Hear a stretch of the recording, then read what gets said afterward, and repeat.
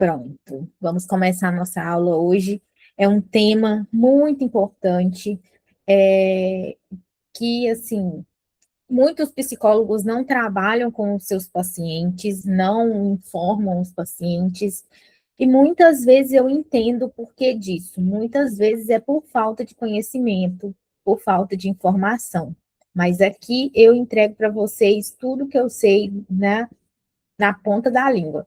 Então, hoje vocês vão ter a oportunidade de aprender um pouco mais sobre medicação, sobre tratamento, sobre por que a medicação não dá certo, o que acontece, né? O que faz isso acontecer, o que eu preciso fazer quando o remédio não funcionar. Será que eu preciso tomar remédio mesmo, né? Será que é para a vida toda? Nós vamos conversar um pouquinho sobre isso. Eu trouxe duas histórias bem legais para a gente conversar sobre esse tema. E é importante ressaltar que a medicação ela não trata sozinho o transtorno bipolar, tá? Ela precisa, além da medicação, precisa também de outros fatores que são importantes para que o paciente consiga chegar à estabilidade. E a gente vai falar um pouquinho sobre esses aspectos, mas eu já vou adiantar para vocês que, além da medicação, para o paciente conseguir ficar estável, ele precisa, além da medicação certa, porque não vale qualquer medicação, precisa ser a medicação correta, que funcione para aquele paciente. Ele precisa estar fazendo terapia, e não é qualquer terapia, assim como o remédio não é qualquer remédio, não é qualquer terapia que vai tratar o transtorno bipolar, precisa ser terapia cognitivo-comportamental, e ele precisa estar disposto a mudar os hábitos de vida para hábitos que sejam saudáveis. Então, isso é o que é necessário para que a gente consiga chegar à estabilidade. Vou apresentar aqui o nosso slide de hoje. Ficou uma graça, o material ficou muito lindo.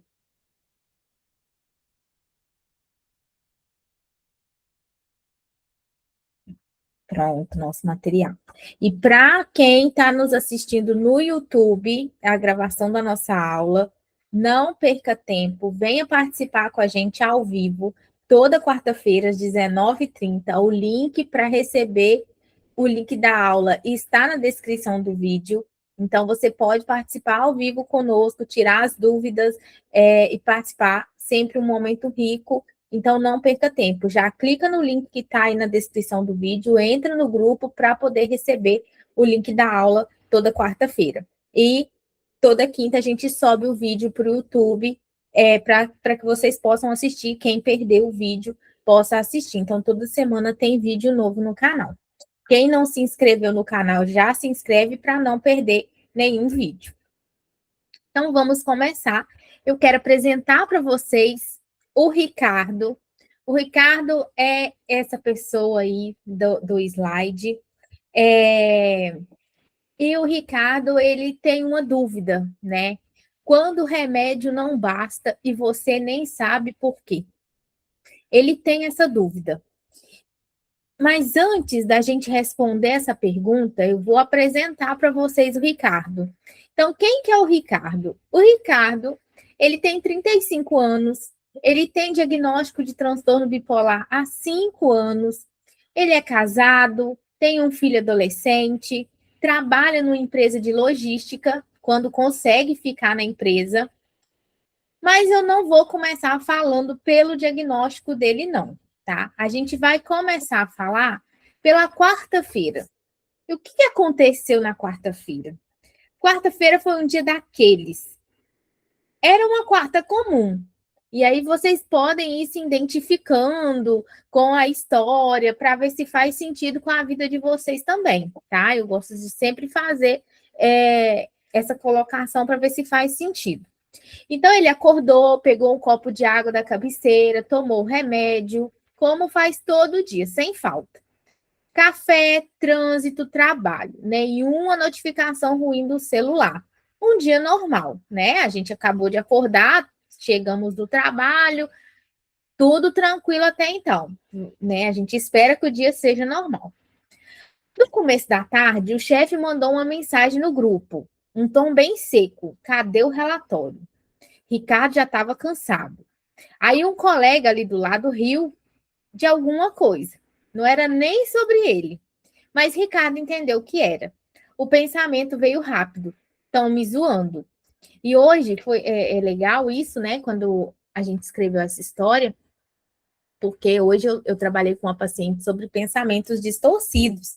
Quem faz terapia aí que nunca trabalhou com pensamentos distorcidos, pode cobrar a psicóloga de vocês para trabalhar as distorções cognitivas. São 17 distorções cognitivas que a gente pode ter. E a gente trabalha elas para que você não fique tendo essa ideia que o Ricardo teve ali, de que um riso ali do lado fosse para ele, né? Então, isso é uma distorção cognitiva, é um erro de pensamento, tá? Existem vários, tá? Então, esse é um dos erros de pensamento. E aí ele respondeu o colega com rispidez. Ficou o resto do dia fechado, com aquela cara bem fechada mesmo. Ninguém chega perto dele. Chegou em casa, o filho estava com fone de ouvido, volume alto. Ricardo pediu para baixar uma vez, o menino nem ouviu. Ricardo pediu de novo, e dessa vez não foi só pedir. Virou uma discussão, a esposa entrou no meio, a noite foi por água abaixo. Ricardo tomou o remédio, Ricardo não estava em crise, e mesmo assim aquela noite foi difícil de atravessar. Quem aqui já teve uma semana assim? Tomando remédio direitinho, aparentemente estável, e ainda assim tudo irritava. Quem? Eu tenho que concordar com vocês, né? Deixa eu abrir aqui os comentários. Quase sempre, vários. Eu tenho que concordar com vocês que tem semanas que é difícil, né? É mais difícil, acontece coisas na vida da gente, né? Igual agora eu tô com meu cachorro que ele não quer deixar colocar a coleira nele e ele fica nervoso e a gente está deixando ele de peitoral para ficar mais fácil colocar a guia e a gente está estressada com isso porque incomoda o cachorro está incomodado e eu fico ansiosa e eu fico preocupada. Então, assim, qualquer coisa é motivo para a gente estourar, né? Mas a gente está tomando remédio direitinho. Então, eu concordo com vocês também que é difícil, tá? Então, assim, vocês já conhecem um pouco do Ricardo, né? Vocês têm aí um pouco desse conhecimento. E o que acontece? O histórico do Ricardo é assim: mais de 3 depressões por ano. O padrão é sempre o mesmo. Melhora 2, 3 meses, começa a piorar de novo. Nunca chega numa depressão que derruba de vez. É aquela depressão funcional que a gente chama. A pessoa tem os sintomas da depressão, mas ela consegue se virar no dia a dia, consegue trabalhar, consegue fazer as coisas, às vezes, no mínimo possível, mas consegue. Mas ele nunca chega numa estabilidade de verdade, tá? Ele ficou no mesmo emprego por 5 meses. Foi o recorde dele, imagina só, né? Eu não passava de 1 ano. Ele ficou 5. Complicado, né? Para quem é pai de família. Antes disso, nenhum chegou a 6 meses. Não porque ele fosse ruim no que ele fazia. Era porque a irritabilidade chegava antes de qualquer coisa. Uma cobrança a mais, uma reunião que ia mal e alguma coisa estourava. Ele tinha esse senso de justiça que ele colocava a raiva para fora e acabava estourando e, consequentemente, era demitido, né?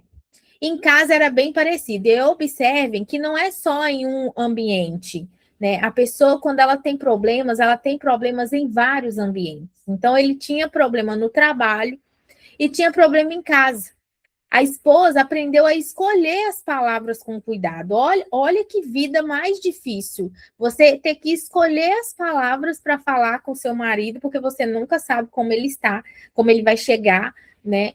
O filho adolescente aprendeu que tem dias que é melhor nem falar e ficava no quarto, né? E deixava o pai ali, olha só, o afastamento, né, das relações familiares, como que afeta isso. Mas ninguém chamava aquilo de sintoma, chamavam de jeito do Ricardo. E aqui eu me reconheço no Ricardo, porque eu também achava que era o meu jeito, né? Aquele jeito estúpido, arrogante, grosso, mal educado. Eu pensava que era o meu jeito, a minha personalidade forte, né? Até que veio o diagnóstico e eu descobri que não era nada disso. Tem alguém aqui que já ouviu isso, né? Que sente que assim, o jeito que você sente é o jeito da sua personalidade, que você sempre foi assim, que não é outra coisa, não, é a sua personalidade, é o seu jeito. Vocês já ouviram isso, né? Eu ouvia muito antes do diagnóstico, né? Que eu tinha personalidade forte, que eu era sincera demais, né? A Clarinha falou que é assim, né? Todos falam que sou difícil. Olha que difícil, né? Ouvir uma coisa dessa. Sinto muito, tá, Clarinha? Mas é muito difícil ouvir umas coisas dessas. E aí que moram um dos maiores problemas, porque chamar o sintoma de jeito é deixar ele passar sem tratamento. O Ricardo passava aquilo todo dia achando que era ele, mas não era. E aqui tem outro problema, né? O remédio. O remédio do Ricardo que ele tomava ajudava. Sem ele, as depressões seriam mais longas, mais pesadas, ele sabia disso. Tinha tentado parar uma vez, alguns anos atrás, e foi difícil demais. Então, quem nunca parou de tomar o remédio achando que ia melhorar, né? Ele fez isso e viu que piorou a situação. Só que o remédio não ensinava o Ricardo a perceber que aquele pensamento no trabalho de tão me zoando chegou distorcido. Não ensinava que quando o sono começava a encurtar um pouquinho, aquilo era o primeiro aviso de que algo estava mudando. Não ensinava que a irritabilidade com seu filho não era sobre o volume do fone, era sobre o que tinha acumulado na semana inteira. O remédio cria condição. Condição não é o mesmo que habilidade. Você pode ter o piso firme e ainda não saber montar o móvel. Não tem habilidade para montar o móvel. Quem ensina a montar é outra ferramenta. E o Ricardo, em 5 anos de diagnóstico, nunca tinha entrado na terapia de verdade. Por isso que a gente sempre bate na tecla que o tratamento é em conjunto, é a medicação junto com a terapia. Só a terapia não resolve e só a medicação também não resolve, tá? Vocês conseguem imaginar aprender a usar alguma coisa sem nunca ter tido uma instrução? Não tem jeito, né? Olha a situação com o meu cachorro.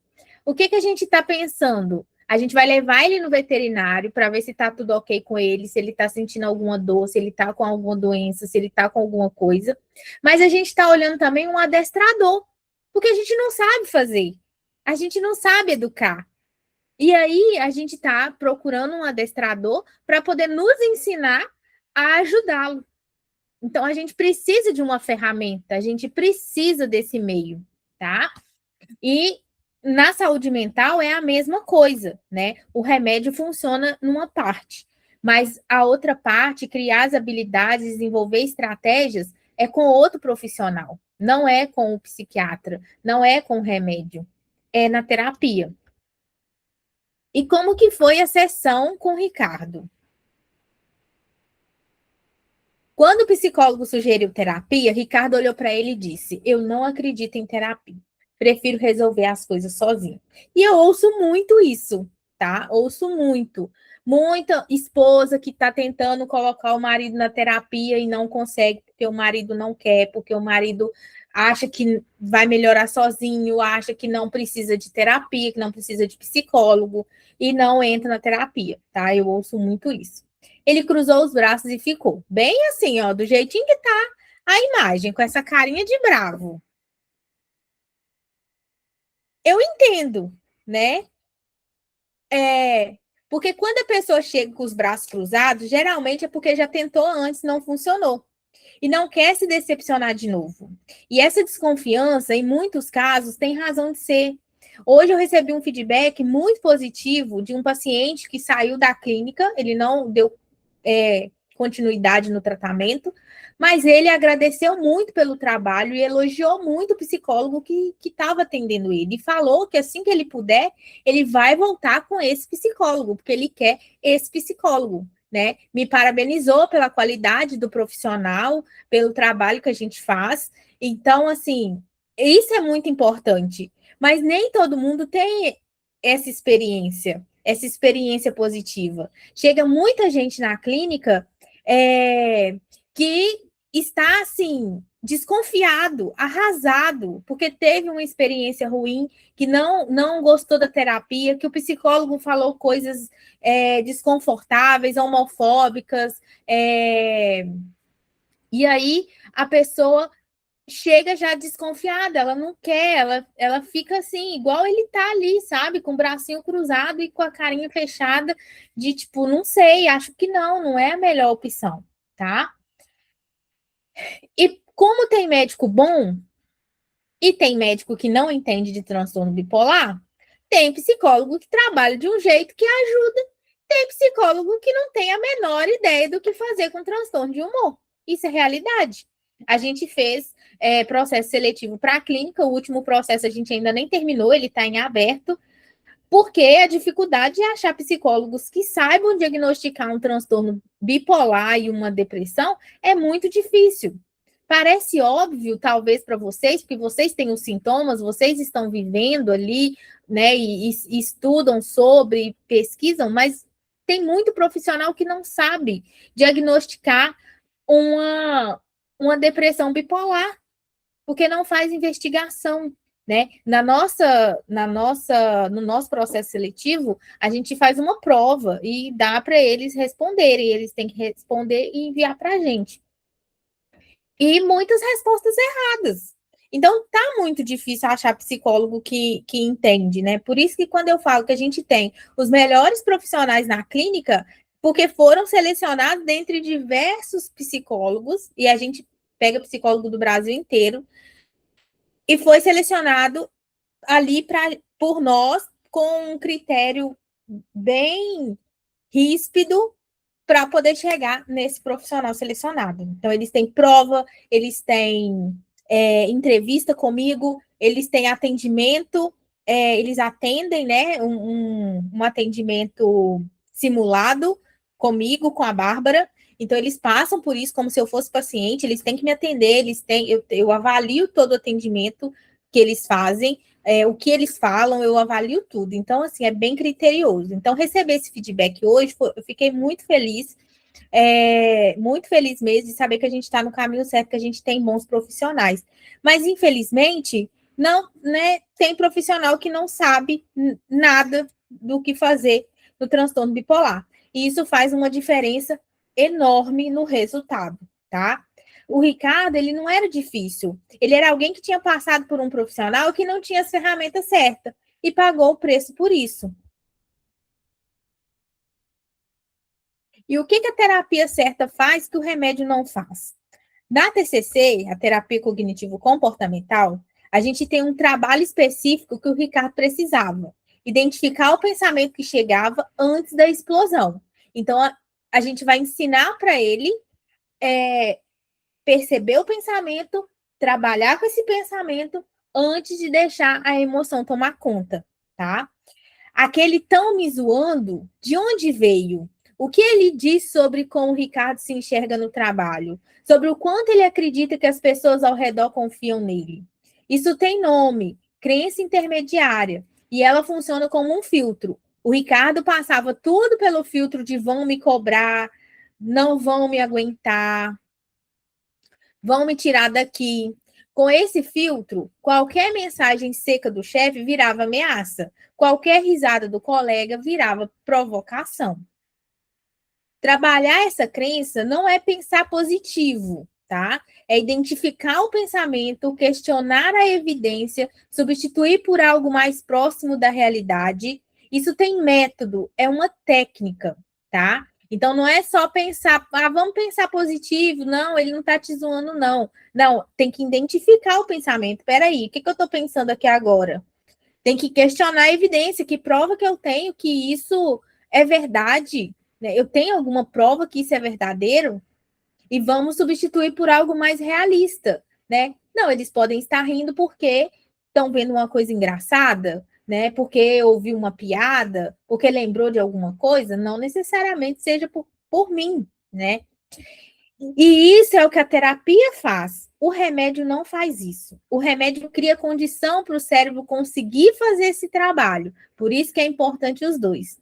Quem faz é a terapia certa, com um profissional que conhece o transtorno de dentro para fora.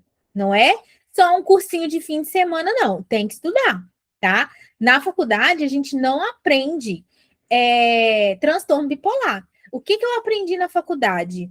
Eu aprendi depressão, ansiedade e esquizofrenia. Nunca atendi esquizofrenia na minha vida. E aí, né? Pra quê? Mas no estágio eu já atendia paciente ansioso, então serviu para alguma coisa. Mas na minha prática clínica, quando eu formei, eu peguei transtorno bipolar. Eu não sabia o que fazer. O que eu fui fazer? Fui estudar. E aí tive que estudar muito por fora, fazer pós-graduação, fazer cursos intensivos, fazer curso de psicopatologia, estudar psicofarmacologia, porque tem os remédios, eu tenho que saber dos remédios, o que cada remédio faz. Então, não pensem que todo psicólogo já sai da faculdade pronto para atender, tá? Porque não sai. Essa é a verdade. Agora presta atenção. Remédio e terapia não são concorrentes. Um cria a condição, o outro ensina a usar, tá? Vocês já perceberam que às vezes a cabeça interpreta uma situação de um jeito que não tem nada a ver com o que aconteceu de fato?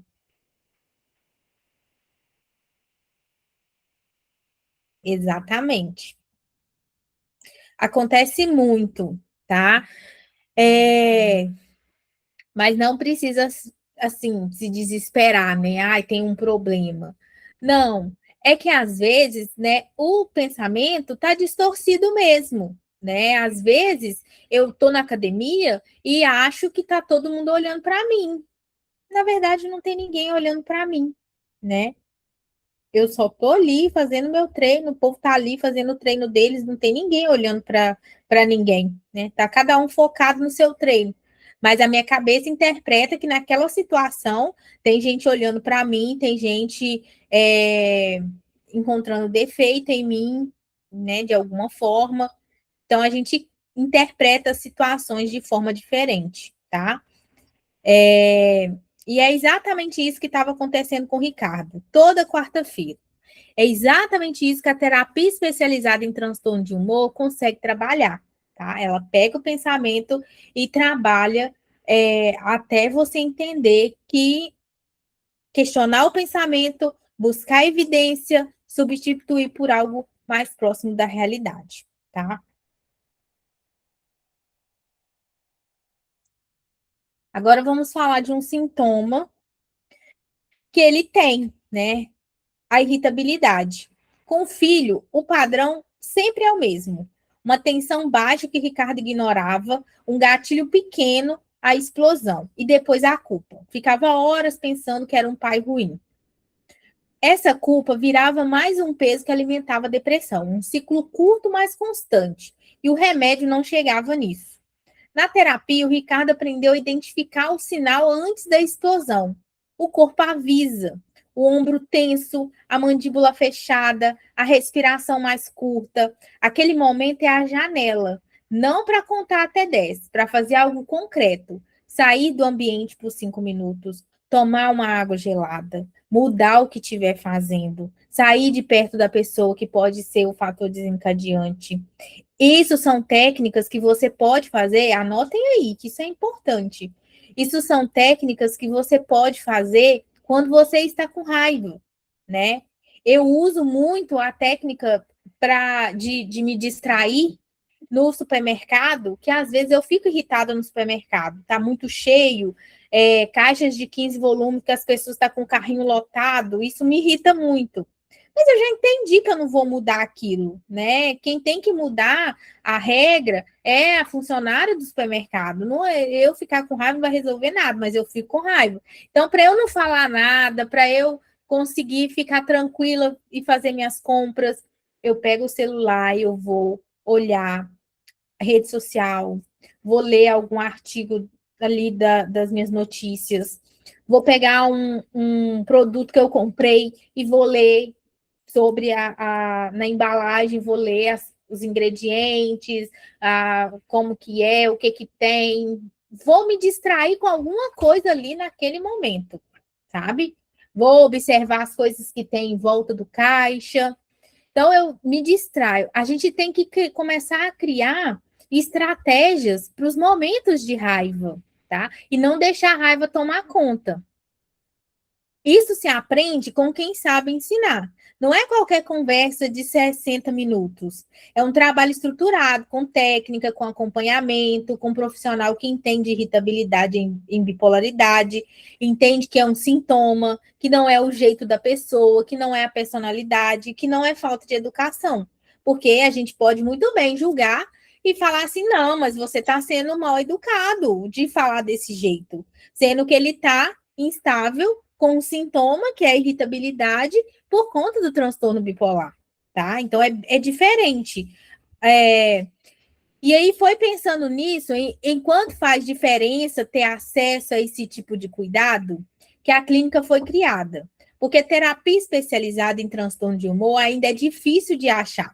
Profissional que de fato entende de bipolaridade é difícil, que sabe trabalhar com TCC, com quem tem oscilação de humor, que não vai embora na primeira dificuldade. Isso não tem em todo lugar. Para vocês terem ideia, a qualidade dos nossos profissionais, todos os psicólogos, né? A gente já fez isso. A gente dá o suporte pelo WhatsApp para o paciente, e não é qualquer suporte, não é só uma resposta sim ou não. A gente liga para o paciente fora da sessão, a gente conversa com o paciente, a gente antecipa a sessão, a gente faz tarefa de casa junto com o paciente. Então, se o paciente tem que acordar cedo, a psicóloga acorda cedo junto com o paciente, manda mensagem para o paciente para conferir se ele está acordado, lê junto com o paciente para conseguirem ler o livro juntos e conversar sobre o livro na terapia. Ah, tá, mas vai conversar sobre o livro na terapia? Sim, é um processo para te incentivar a ler, para voltar a um hábito que você tinha. Então, a gente lê um livro que não tem nada a ver com a gente para ajudar o paciente a conseguir criar o hábito dele, tá? Então, só para vocês terem noção, eu sou muito suspeita para falar. Mas presta atenção nisso, né? Não é sobre ter a terapia mais cara. Ah, o psicólogo cobra R$ 1.000 por mês, né? Vou nele, porque ele deve ser bom. Será? É sobre ter a terapia certa, com quem entende o que você está vivendo. 3 meses depois de estar na terapia, o filho do Ricardo virou para a mãe e disse: pai, tá diferente. E essa frase me deixa tão feliz, porque quando as pessoas começam a perceber que os pacientes estão diferentes, é porque o serviço está fazendo efeito, é porque a terapia está tendo evolução, sabe? Então a gente fica feliz. Eu, como psicóloga, fico super feliz quando o paciente chega e fala: nossa, meu marido falou que eu tô tão diferente, né? A gente sabe que é por conta da evolução. Mas o Ricardo não estava curado, ele estava aprendendo com as ferramentas certas do lado, tá? Faz sentido essa diferença? O remédio te dando a condição e a terapia especializada te ensinando a usar essa condição? Olha como que faz sentido, né? A diferença que faz. Porque é exatamente isso que separa quem estabiliza de quem fica rodando no mesmo ciclo, tá? E antes de ir para a Helena, vamos falar 3 coisas do Ricardo. O remédio cria o chão, mas não constrói a casa. Quem constrói é o comportamento com as ferramentas certas. 2, a irritabilidade no transtorno bipolar é sintoma. Chamar de jeito deixa ele passar sem tratamento. 3, terapia não é para quem acredita, é para quem tem acesso ao profissional certo, e isso faz toda a diferença do mundo. Se você estiver tomando remédio e ainda sentindo que a vida não encaixa, isso não é falha sua. Pode ser que esteja faltando a segunda parte, ou que a segunda parte não esteja sendo feita do jeito que precisa. Guarda isso. Porque o Ricardo, pelo menos, tomava o remédio. A Helena, que eu vou contar a história para vocês logo mais, ela fazia academia, terapia, anotava os sintomas no caderno e não tomava remédio. A história dela é bem diferente, mas bem parecida. Então vamos à história da Helena. A história da Helena se resume em: quando você tenta o remédio, passa mal e decide que não é para você. Quem aqui já parou de tomar remédio porque deu efeito colateral? E eu tô falando parou por conta própria. Não tô nem falando quando o médico tira, não, porque eu já tomei, né, e tive efeito colateral, mas o médico tirou. Eu tô falando de quem já teve efeito colateral e parou de tomar o remédio por conta própria. Sei, Clarinha já parou de tomar.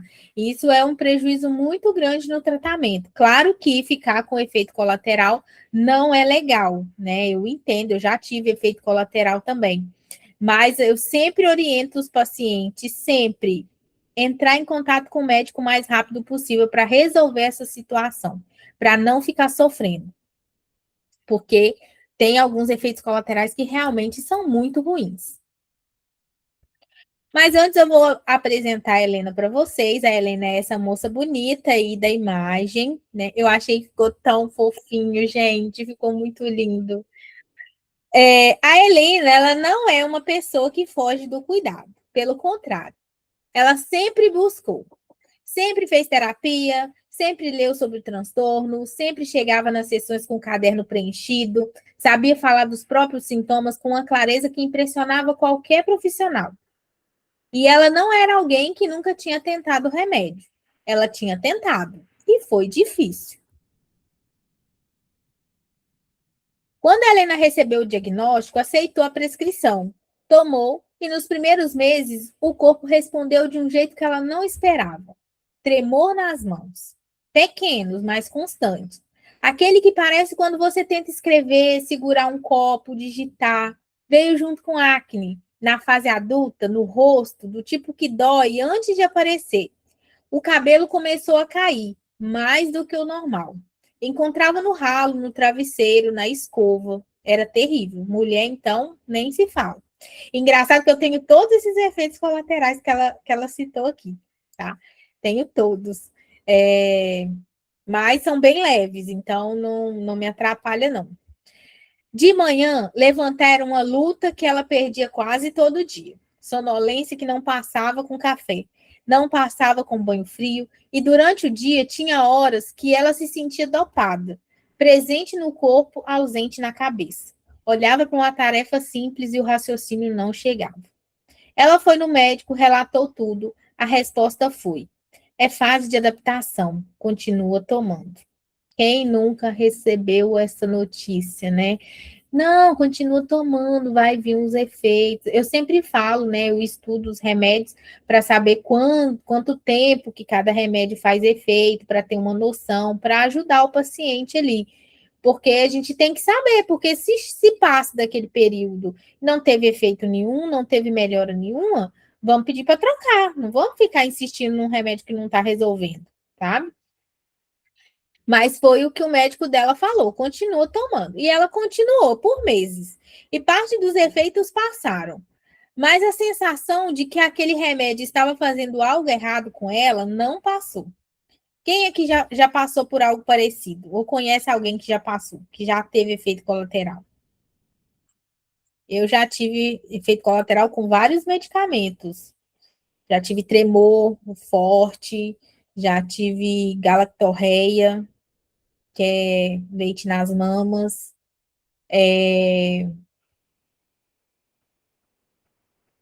Já tive aumento de apetite, muita coisa.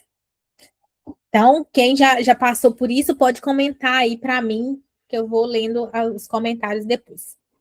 A Helena não inventou nada. Esses efeitos existem, são reais.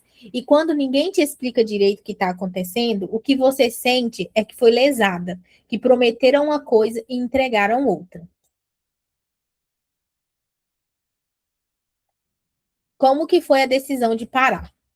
E aí vocês podem até se identificar com a ideia dela, tá? Um dia ela olhou para o comprimido na mão e pensou: eu estou tomando isso todo dia e estou me sentindo assim. Para quê? Parou, sem avisar o médico, sem reduzir aos poucos. Só parou.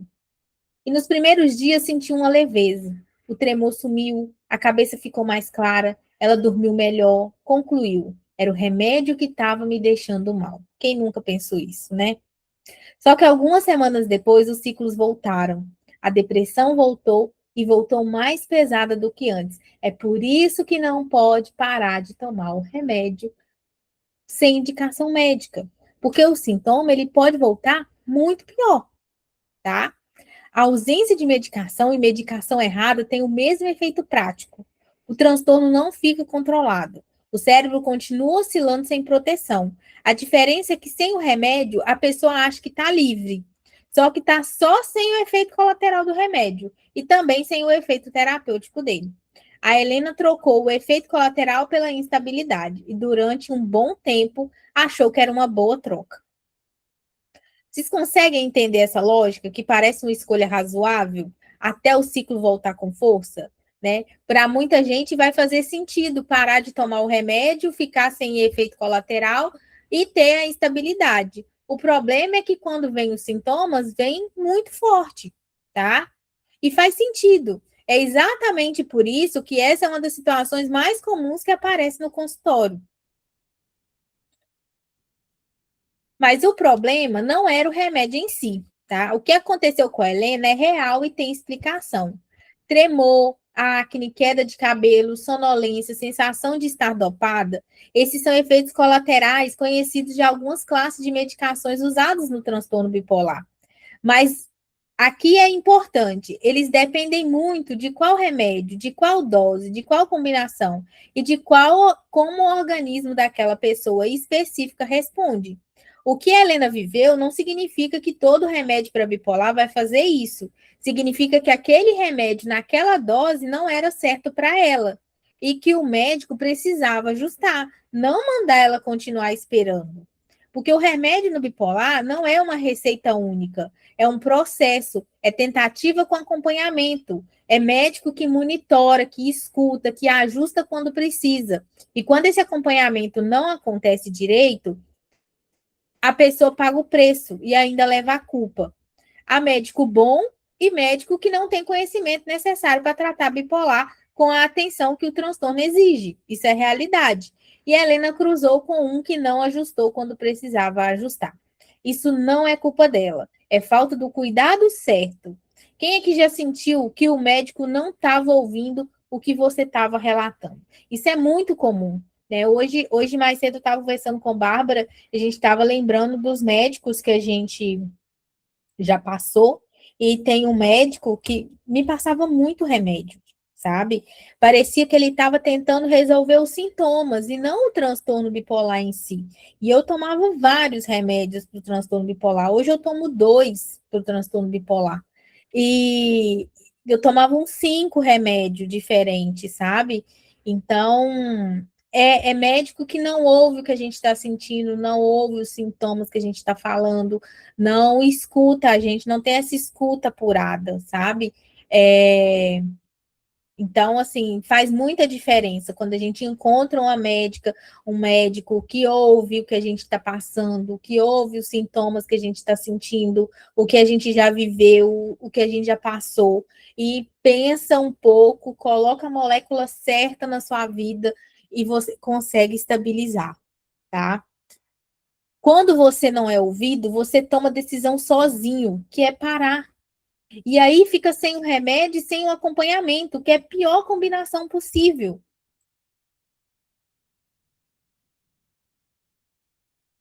E aí, o que acontecia com a Helena sem remédio, né? E eu já vou falar para vocês. Na clínica, no meu consultório, é, Paciente que não quer tomar remédio, a gente tem paciência, a gente ouve o paciente, cada um tem a sua experiência, mas a gente trabalha muito em cima disso, porque sem remédio o paciente fica muito vulnerável, o paciente fica muito instável, então ele precisa do remédio, tá? Não adianta pensar que, ai, vou fazer só terapia, né? E vou ficar fazendo terapia e tal. Não adianta, tá? A gente vai trabalhar com você, vai conversar com você, vai fazer psicoeducação até você buscar um médico, até a gente vai te indicar um médico até você voltar a tomar o seu remédio. Se você não quiser tomar o remédio, infelizmente você vai ter que fazer terapia com outra pessoa, mas a gente não concorda, a gente não aceita esse tipo de paciente, porque a gente sabe que o tratamento é a combinação dos dois. E sem medicação, a terapia não funciona. Então, você vai estar gastando seu dinheiro à toa, né? Como se estivesse pagando terapia sem tomar o remédio, não vai resolver de nada, tá? Mesma coisa de tomar remédio sem fazer terapia, não vai resolver muita coisa também, não. Você vai ficar surtada aí praticamente do mesmo jeito, tá? E a Helena fazia terapia, ela sempre fez. Nunca ficou mais de 6 meses sem. Sempre trocando de profissional, mas sempre buscando. E a terapia ajudava num ponto importante. Ela conseguia nomear o que sentia, processar o que era pesado, ter um espaço para falar o que não cabia em lugar nenhum. Só que sem remédio, os ciclos chegavam pesados demais. E quando o ciclo chegava, a sessão virava sobrevivência, apagar o que estava pegando fogo naquela semana. É isso que eu estou falando, sabe? É de tentar apagar incêndio. A terapia sem remédio é tentar apagar incêndio e a gente não chega em lugar nenhum. Não dava tempo de trabalhar as crenças, de construir hábitos, de planejar nada. A TCC tem ferramentas poderosas para quem tem transtorno bipolar. Registro de pensamentos, reestruturação cognitiva, ativação comportamental. Mas essas ferramentas funcionam quando a pessoa tem condição mínima de usá-las. E criar essa condição é o papel do remédio. Imagina tentar aprender a nadar quando a maré está alta demais. A terapia ensina a nadar, o remédio acalma a maré. Sem a maré calma, você não aprende, você só sobrevive na água, tá? Vocês conseguem visualizar isso? Tá claro para vocês? Porque é exatamente essa relação entre os dois. Quando a gente entende isso, para de colocar um contra o outro. E a Helena, ela tentava novos hábitos. Então, sem a base do remédio, ela tentava manter os hábitos com a disciplina que poucos têm. Ela ia na academia, durava 2, às vezes 3 semanas, tentava dormir no horário, funcionava por uns dias, tentava comer melhor, ia bem, até chegar um período mais pesado e a fome emocional tomar conta de tudo. Em 6 meses, ela oscilou 3 vezes: depressão grave, um período melhor e depressão de novo. O problema não era a falta de disciplina, era que sem a base, os ciclos chegavam antes de qualquer hábito consolidar. Ela destruía a parede, mas a fundação oscilava e a parede ia junto. Numa segunda-feira, ela separou a roupa da academia, preparou o café, deixou o tênis de lado, do lado da cama, antes de dormir. Na terça de manhã, ficou 40 minutos olhando para o teto. O tênis ficou no lugar. Ela não foi. Não porque não quis, porque o corpo simplesmente não foi. Quem aqui já preparou tudo e simplesmente não conseguiu ir? No meu episódio de depressão era bem assim, eu preparei tudo na semana para trabalhar e acordei um belo dia sem conseguir levantar. Não conseguia sair do lugar. E entrei numa semana depressiva. Foi bem difícil. É difícil, né? Isso não é falta de força de vontade. É o que acontece quando a fundação não está firme. E a Helena sabia disso, só que ela tinha medo de voltar para o remédio depois que tudo que tinha vivido. Então, é os traumas que eu falo, né? Que cada um vai ter a sua história, mas a gente ouve, a gente conversa, a gente acalma, a gente traz as evidências para o paciente para que ele consiga voltar a tomar o remédio. A gente quer sempre o melhor do paciente, né? E a gente entende esse medo. Eu também tenho medo de tomar certos remédios, né? Mas se falar para mim que é a única possibilidade para eu melhorar, eu vou rebater esse medo e vou ir em frente, mesmo com medo, porque a minha estabilidade vale muito mais, tá? Mas a gente vai com paciência, vai com calma. E uma das coisas mais pesadas que a Helena carregava era a crença de que ela não ia aguentar o remédio novo, que ia passar pelo mesmo de antes, que não valia a tentativa. Isso não é frescura, é memória do corpo. E a experiência real de ter tentado e passado mal. E o medo legítimo de repetir aquilo. Na TCC, esse é um trabalho específico. Identificar de onde a crença veio, questionar se ela se aplica a essa nova situação e ir construindo evidências pequenas, concretas, de que pode ser diferente dessa vez. Não com promessa, mas com processo. Só que nesse trabalho precisa de um profissional que saiba fazer, que conheça o transtorno bipolar de dentro para fora, que não vá embora quando a Helena travar, mas que vai ficar com calma e trabalhar aquela trava junto com ela. Isso não tem em todo lugar. Né? Assim como tem médico que prescreve sem monitorar, tem psicólogo que não tem formação específica para trabalhar com transtorno de humor.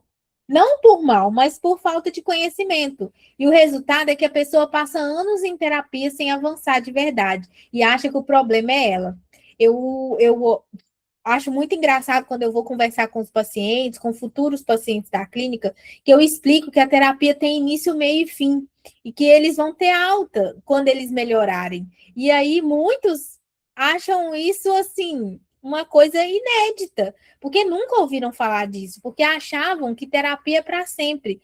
Muito pelo contrário, na TCC a gente trabalha para que o paciente se transforme no seu próprio terapeuta. É meio triste, né, falar isso, porque a gente. Mas eu fico feliz ao mesmo tempo. Porque a gente trabalha com o paciente, a gente evolui o paciente, melhora o paciente, traz estabilidade para ele e quando ele está bem, ele vai embora, né? Mas esse é o processo, para ele ganhar autonomia, para ele viver sozinho nesse mundo com o transtorno dele, sabendo as técnicas, sabendo as estratégias.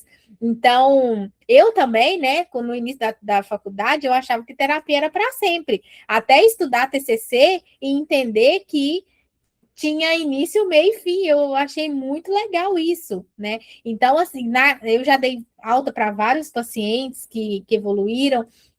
Hoje na minha clínica, tem vários pacientes com de 15 em 15 dias, alguns pacientes uma vez por mês. Tem paciente que não quer ir embora, mas eu já falei que em algum momento a gente vai ter que encerrar, não tem jeito de ficar ali com o paciente, porque o paciente já não traz demanda, o paciente já sabe fazer tudo, já resolve tudo. Você vê que o paciente já está pronto, já está preparado.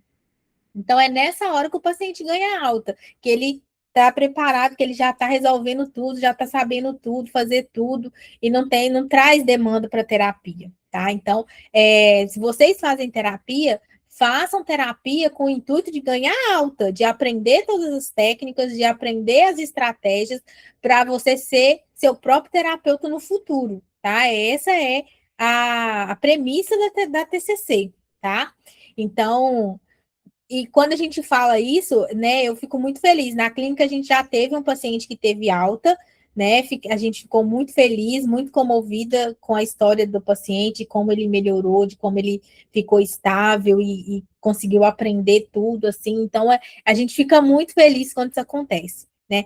Foi pensando exatamente nisso que a clínica foi criada para oferecer terapia especializada com TCC, com conhecimento real de transtorno bipolar e depressão, para mais pessoas terem acesso a um cuidado de qualidade, porque terapia especializada em transtorno de humor ainda é difícil de achar. E quem precisa não pode ficar dependendo da sorte para encontrar o profissional certo, tá? Vamos ver aqui, a Natane tá. O sonho dela é chegar nesse patamar. Estou há 5 anos na terapia. Tem dias que saio irritada de lá. Pois é, talvez seja o momento de você pensar: será que eu não estou jogando meu dinheiro fora? Será que se eu fizesse terapia com alguém especializado seria diferente? Né? Eu tenho uma paciente que vai ganhar alta em menos de 1 ano e meio de terapia, para vocês terem ideia, né? Bipolar tipo 1 com surto psicótico. Então, se vocês não pensarem assim, mas é um caso leve, né? Não, não é leve. É um caso grave mesmo. vários episódios depressivos ao longo da vida, e ela passou para uma vez no mês agora, e da agora para alta é super rápido, né? Assim, às vezes a gente fica 5 meses com o paciente até ajustar tudo e dar alta para ele. Então, para vocês terem uma noção de como que funciona, tem paciente que é super rápido, tá? Tem alguns que são mais demorados, mas tem algumas questões específicas, né? Mas tem paciente que chega na clínica, estabiliza com 6 meses de terapia, fazendo tudo certinho, com remédio direitinho, porque a gente estuda o remédio, né? Na última supervisão, eu pedi para todos os psicólogos me passarem a lista de todos os medicamentos de todos os pacientes deles, para eu poder estudar, para eu poder avaliar qual que está com o tratamento certo, qual que não está, para a gente poder ajustar isso, conversando com o paciente, né? Às vezes sugerir uma segunda opinião de um segundo médico. Então, a gente faz todo esse trabalho. Mas paciente com 6, 7 meses, fazendo tudo direitinho, com remédio ajustado, fica estável, a gente já espaça ele para 15 dias, aí fica 15 dias, a gente trabalha as técnicas, tudo direitinho, né, para conseguir lidar com a rotina e tudo, ajusta tudo, passa ele uma vez por mês, e aí só trabalha prevenção de recaída, se caso ele entrar no episódio, tem o documento que eu criei para os pacientes que estão uma vez por mês, né? Que tem todas as técnicas que podem trabalhar, tem todo um monitoramento de sintomas. Então, a gente envia esse documento para o paciente para ele ter acesso com os contatos de emergência do SAMU, da terapeuta, do psiquiatra, da família, quem que é o contato de emergência, a gente dá esse material para ele preencher e ter no local salvo, assim, né, de segurança, para ele ter acesso, para ele poder revisitar ali toda vez que ele precisar, depois que ele ganhar a alta. Então, é um trabalho assim, a gente tem pressa para o paciente melhorar. A gente não quer que o paciente fique mal, tá? A gente quer que o paciente fique estável. E por isso a gente cobra do paciente, a gente chama atenção, mas a gente acompanha, dá um acompanhamento de perto, bem lado a lado ali, sabe? Para acompanhar. Então, vale a pena você pensar se talvez, se você mudasse de psicólogo, né? Talvez faria mais sentido, você conseguiria focar mais nos seus problemas, resolver os seus problemas e, né, buscar a estabilidade aí mais rápido, mais focado nisso, sabe? E você ganharia tempo, tá? Eu pensaria nisso. Eu já fui em vários psicólogos quando eu fazia terapia, e quando eu via que o psicólogo não estava resolvendo, eu saía da psicóloga, eu saía de lá do mesmo jeito que eu entrei. Eu preciso que faça mudança, eu preciso que revolucione minha vida, que eu aprenda alguma coisa, sabe?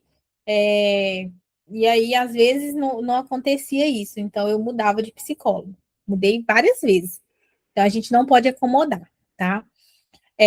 Quando a Helena conseguiu voltar para o remédio, dessa vez com um médico que explicou cada efeito colateral, que ajustou a dose quando precisou, que ficou junto no processo, ela mandou mensagem para a psicóloga. Eu tomei e dessa vez eu entendi por quê. Quem aqui já teve uma conquista assim? Pequena por fora, enorme por dentro. É com esses pequenos passos, bem acompanhados, que a coisa começa a se mover de verdade.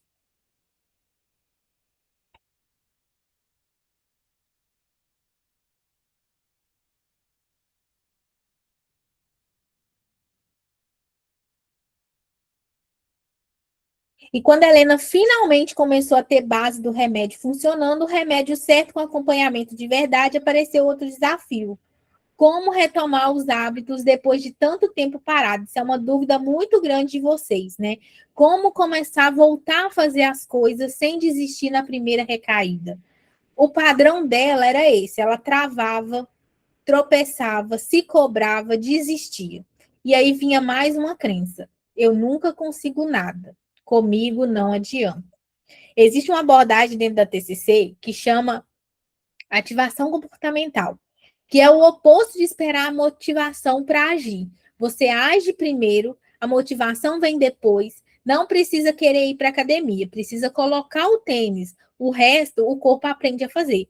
A gente fez uma aula só sobre isso, falando sobre ativação comportamental.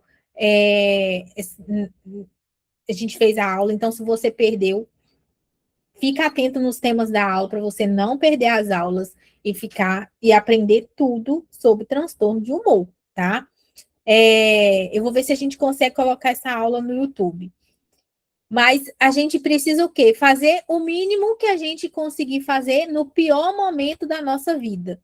Então, pensar no pior cenário, eu em depressão grave, o que, que eu consigo fazer? Eu consigo calçar o tênis e dar 5 passos dentro de casa.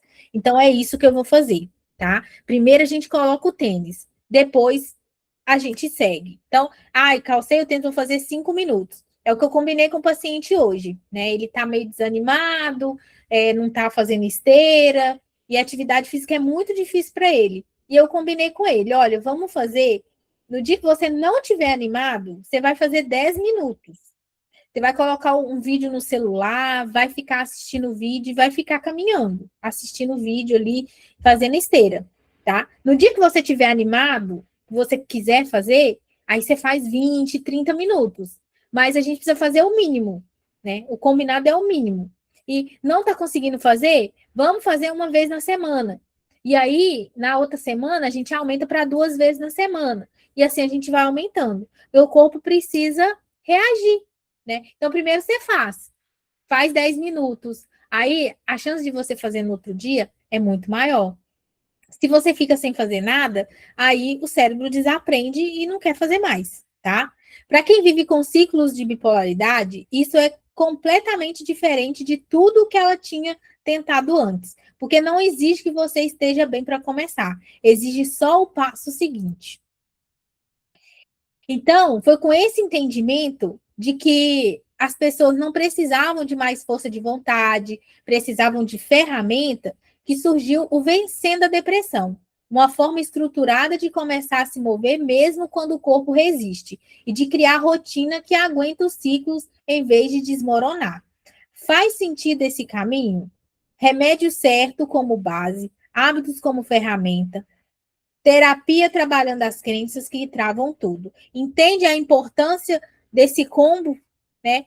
O Vencendo a Depressão é um curso que eu criei, onde eu ensino passo a passo para você transformar, conseguir colocar em prática a ativação comportamental juntamente com hábitos blindados, que são hábitos que você vai levar para a vida toda. São hábitos saudáveis, são hábitos simples, mas que você precisa colocar em prática um pouquinho todos os dias ali na sua vida. Nesse curso você aprende como colocar em prática os hábitos blindados e como fazer na ativação comportamental, o que precisa fazer, quando fazer, tem todo o caminho, passo a passo, bem tranquilo. São aulas curtas, então você, mesmo que você está muito desanimado, sem energia, você consegue assistir às aulas.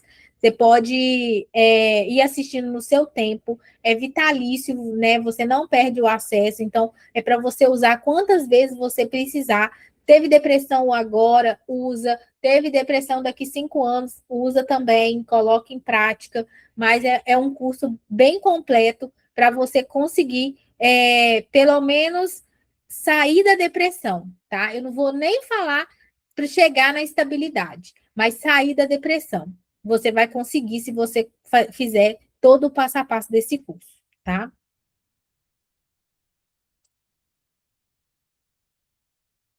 E antes de fechar a parte 2, eu vou falar aqui 3 coisas da Helena, né? Então, a primeira é a ausência de remédio, e remédio errado tem o mesmo efeito. O transtorno não fica controlado, trocar efeito colateral por instabilidade não é a solução. Segundo, efeito colateral é sinal de ajuste necessário, não de que o remédio não funciona para você, tá? Então, eu tenho pacientes que tomam, por exemplo, 600 de lítio, aí funciona bem, mas aí começa a ter um efeito colateral, ó, efeito colateral, um sintoma, o médico aumenta para 900, melhora, fica ali dentro da litemia, o paciente melhora e dá tudo certo. Então, ele aumenta a dose, não necessariamente que aquele remédio não funcione para você. tá? Pode ser que só a dose não esteja ajustada.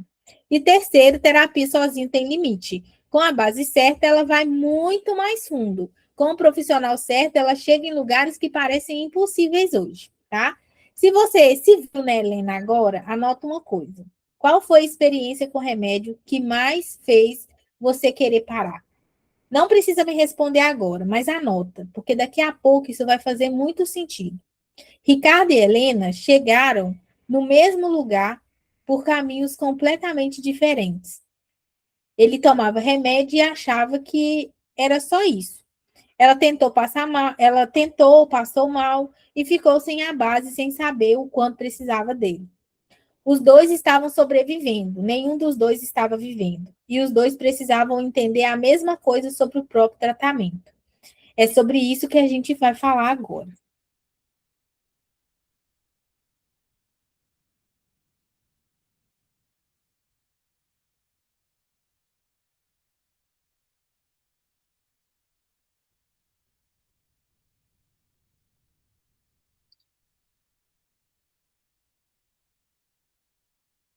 Ricardo e Helena não se conhecem. Vivem em cidades diferentes, têm histórias diferentes, chegaram no transtorno por caminhos diferentes. Mas se você colocasse os dois numa mesma sala e perguntasse como é a vida com bipolaridade, as respostas iam se encontrar num ponto só. Os dois sobreviviam, nenhum dos dois vivia, e os dois tinham tratamento incompleto, cada um faltando uma parte diferente. Ricardo entrou na terapia de braços cruzados. Saiu meses depois, reconhecendo o ombro tenso antes de explodir. O filho notou, a esposa notou, ele mesmo notou. E isso foi o mais difícil de acreditar. Helena voltou para o remédio, dessa vez com o médico que explicou cada efeito colateral, que ajustou quando precisou, que ficou junto no processo. O período entre um episódio e outro ficou maior, e nesse espaço, ela conseguiu usar as ferramentas da terapia de um jeito que nunca tinha conseguido antes. Nenhum dos dois ficou curado. Os dois ficaram mais cogestores do próprio tratamento. Vocês perceberam que os dois não viraram outras pessoas? Eles viraram pessoas que entendem o que estão lidando? E essa é a diferença que importa de verdade. Por isso que eu sempre falo aqui nas minhas aulas que o conhecimento salva, o conhecimento importa muito. E vocês que tiraram um tempinho de vocês para assistir a minha aula, né, estão aqui atrás de conhecimento, vocês vão ter o reconhecimento disso no futuro, tá? Vocês vão ver que vai ter valido a pena cada segundo dessa aula. O que vocês aprenderam aqui, ninguém vai tirar de vocês. Então, se vocês ainda não viram todas as minhas aulas do YouTube, assistam lá no canal do YouTube, Psi Tailândia, é só pesquisar, tem vários vídeos lá, tem vídeos da jornada, da estabilidade, aulas muito importantes, com muito conhecimento para vocês, tá? Tem muito conteúdo no meu Instagram, então, se vocês não viram, passa lá no feed, dá uma olhada nos posts, nos vídeos, assistam, né? Vão adquirindo conhecimento. Isso ninguém tira de vocês, tá? Isso faz muita diferença. Então, vou ser direta aqui. Tem muita confusão sobre o que o remédio faz e o que ele não faz. E essa confusão faz gente parar antes da hora, tomar errado ou nunca nem começar. O remédio no bipolar não foi feito para sedar, não foi feito para apagar a personalidade, para deixar a pessoa sem reação, para criar dependência por fraqueza. Ele foi feito para deixar o cérebro funcionando de um jeito mais próximo do que ele deveria funcionar, com menos amplitude nas oscilações de humor, com os neurotransmissores em equilíbrio. Sabe aquela sensação de zumbi que tanta gente relata? Ela existe, mas a maioria das vezes vem de remédio errado, de dose errada, ou combinação que não serve para aquela pessoa específica. Não é destino de quem toma remédio para bipolaridade. É sinal de que o esquema precisa ser ajustado. Pensa assim: quando o cérebro oscila por conta própria, sobe sem avisar, desce sem pedir licença. Nenhuma força de vontade no mundo regula isso. É como tentar equilibrar uma balança com o dedo. Você até segura por um tempo, mas a qualquer momento ela vai de um lado para o outro. O remédio é o que nivela a balança. E aí, com ela mais nivelada, o resto consegue funcionar. Sem remédio, hábito não sustenta, terapia não avança como deveria. Você vive apagando incêndio, igual a Helena tentando ir para a academia enquanto o ciclo derrubava tudo. Quem aqui já tentou criar rotina, cuidar do sono, fazer exercício e viu tudo desmoronar quando o ciclo chegou? Pois é, não é fraqueza sua, foi falta de fundação. Aqui entra o ponto que pouca gente fala com clareza. Não existe remédio certo no geral. Existe o remédio certo para aquela pessoa, naquela fase, com aquele histórico. E quando o remédio é errado, ou quando é usado sem o conhecimento de quem sabe tratar transtorno bipolar de verdade, o resultado é parecido com o de não tomar nada. O transtorno continua descontrolado e a culpa vai toda para o paciente. É aquela pessoa que toma remédio e continua oscilando, continua com sintomas. Isso não é normal. Se você toma remédio e não melhora, alguma coisa está errada, tá? Alguma coisa está errada. Ou seus hábitos não estão ajustados, ou o seu remédio não está certo, mas não é normal. Você precisa tomar o remédio e melhorar, tá? Então, existe basicamente três grupos que aparecem no tratamento. Os estabilizadores de humor, que é o lítio, que é o mais estudado, funciona para várias fases do transtorno. O valproato tende a funcionar melhor de cima para baixo, ou seja, mais na fase de mania do que na depressão. A lamotrigina trabalha mais de baixo para cima, ou seja, na depressão, mas ela é mais lenta. Então, demora meses para fazer efeito completo. Então, quem para antes da hora perde justamente quando ela ia começar a funcionar. Então, a lamotrigina, ela dura, se não me engano, demora 2 meses para fazer efeito. E a dose vai sendo aumentada de pouco a pouco. Então, demora muito mais do que 2 meses. E às vezes a pessoa com um mês, ai, não está fazendo efeito, não estou melhorando, vou parar de tomar esse remédio. Quebrou o tratamento no meio, quando ela ia começar a funcionar, tá? Depois tem os antipsicóticos de segunda geração, que entram tanto na fase aguda quanto de manutenção, e os antidepressivos, que no transtorno bipolar só funcionam com estabilizador junto. Ou seja, você pode até tomar uma sertralina, um escitalopram, junto com lítio, junto com divalproato, tá? Sozinho, de jeito nenhum. Sem estabilizador, piora o transtorno. Esse é um dos erros mais comuns que aparecem, paciente tomando um antidepressivo sem estabilizador de humor, tá? Ricardo passou 2 anos tomando antidepressivo sem estabilizador. Melhorava um pouco, o remédio parava de fazer efeito, o médico trocava, ele ficava igualzinho. E a culpa ia toda para o Ricardo. Você precisa se esforçar mais, você precisa fazer terapia, quando o problema estava na prescrição. Quem aqui já tomou remédio por meses sem melhorar e recebeu como resposta que precisava se esforçar mais? Né? Eu fiz tratamento desde 2017, tomando antidepressivo para ansiedade e depressão, e nunca melhorava, nunca via melhora, e, e ficava assim, né? Falavam que era meu jeito, que eu era difícil, que eu precisava melhorar, né?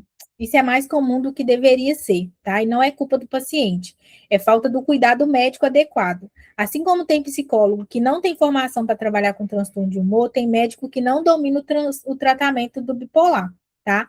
Todo profissional de saúde tem diferentes níveis de conhecimento, e no transtorno bipolar, essa diferença aparece no resultado do paciente.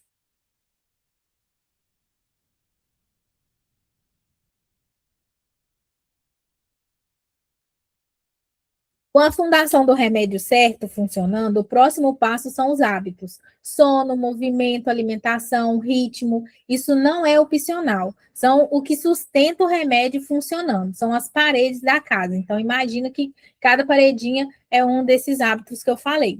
Só que o hábito não entra por força de vontade, ele entra por ferramenta, por conhecimento, por um passo pequeno de cada vez.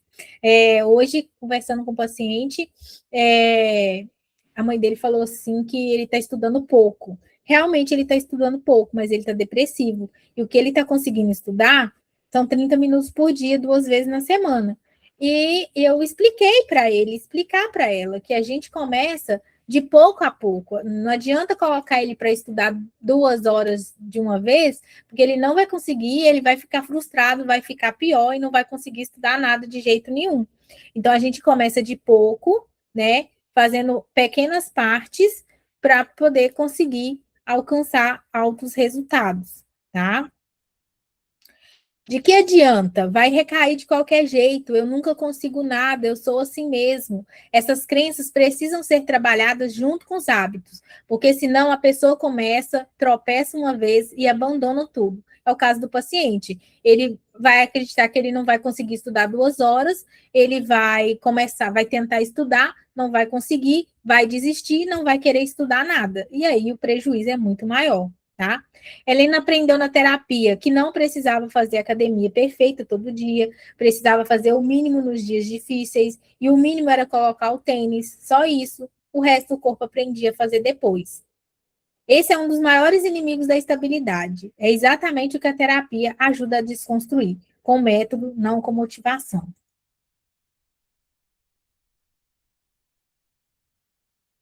E o que a terapia especializada ensina? Reconhecer os sinais precoces antes do episódio chegar, identificar os pensamentos que chegam distorcidos, trabalhar as crenças que sabotam o tratamento, aprender a pedir ajuda sem se sentir um peso, entender o próprio padrão, o que desestabiliza, o que protege. Tudo isso tem método. TCC não é só conversa sobre o que você sente, é identificar o pensamento, questionar a evidência, substituir por algo mais funcional. Repete, aplica, ajusta, e ao longo do tempo, o filtro pelo qual você enxerga a vida vai mudando. Não porque você decidiu ser positivo, mas porque você treinou o cérebro a processar diferente. Quando a terapia anda junto com o remédio, certo, e os hábitos, as três coisas começam a se sustentar. Um ajuda o outro. O remédio cria condição, os hábitos mantêm o ritmo, a terapia trabalha o que trava tudo. Só que para isso funcionar, precisa de profissional que conhece o transtorno bipolar de dentro para fora, que sabe que irritabilidade é sintoma, que não é jeito, que sabe que quando a pessoa para de vir, não é falta de compromisso, é sinal de que algo no processo precisa ser ajustado, que fica junto mesmo quando é difícil. Terapia certa, com um profissional especializado, é completamente diferente de terapia genérica, e as duas têm o mesmo nome, por isso é tão fácil de decepcionar. Você faz terapia, não avança como deveria e conclui que terapia não funciona. Quando o que não funcionou foi aquela terapia com aquele profissional sem especialização no que você vive.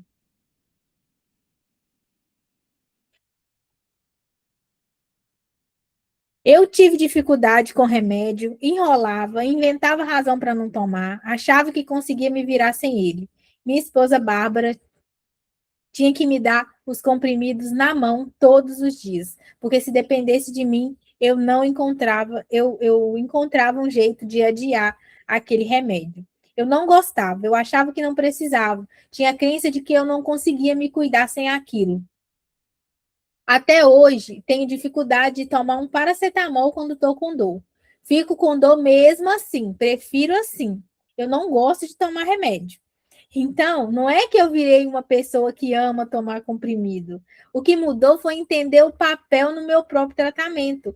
O médico prescreve, a terapeuta trabalha comigo, mas quem executa sou eu.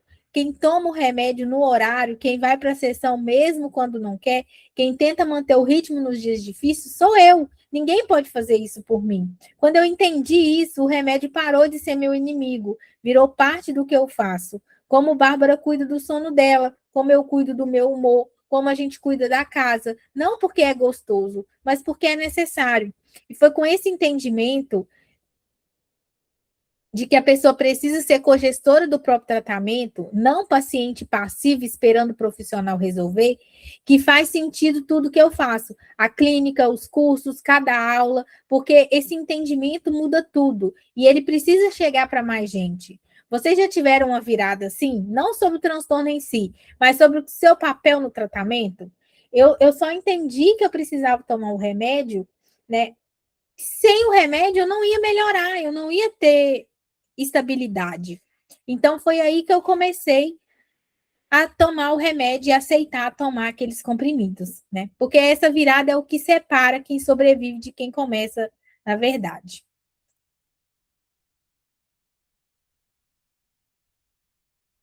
Ricardo aprendeu que remédio cria o chão, mas a casa quem constrói é ele com as ferramentas certas. Helena aprendeu que efeito colateral é sinal de ajuste necessário, não de remédio, de que remédio não é para ela, e que sem a base, tudo que ela tentava construir desmoronava antes de ficar de pé. Os dois aprenderam que tratamento completo tem três partes. Tira qualquer um, a casa racha. E aqui tem a tríade completa. Um, remédio é a base, não qualquer remédio. O remédio certo com um médico que entende de transtorno bipolar de verdade, que monitora, que ajusta, que fica junto. Dois, hábitos que são paredes e eles precisam de ferramentas, não de força de vontade. A terapia ajuda a construir o hábito, a trabalhar as crenças que travam, a dar o passo seguinte, mesmo quando o corpo não quer. Para quem quer aprofundar nessa parte, na ativação comportamental, na rotina, que aguenta os ciclos, Vencendo a Depressão foi feito exatamente. Entre em contato comigo que eu te explico como que funciona. E três, você é o cogestor do seu tratamento. O médico prescreve, o psicólogo trabalha junto, mas quem executa é você. E ninguém pode fazer isso por você. Mas você não precisa fazer sozinho, não precisa depender da sorte para achar o profissional certo. Uma coisa pequena para essa semana. Olhe para o seu tratamento agora. Qual das três partes está faltando ou está fraca? Remédio, hábito ou terapia? Comenta aqui para mim.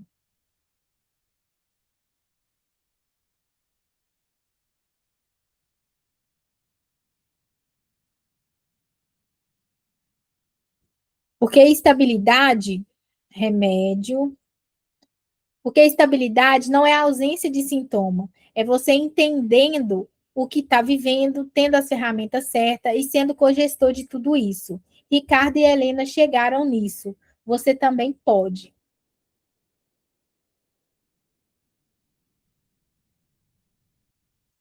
Não, não pode tomar só lamotrigina, tá? A lamotrigina, ela é uma medicação que é para o polo depressivo.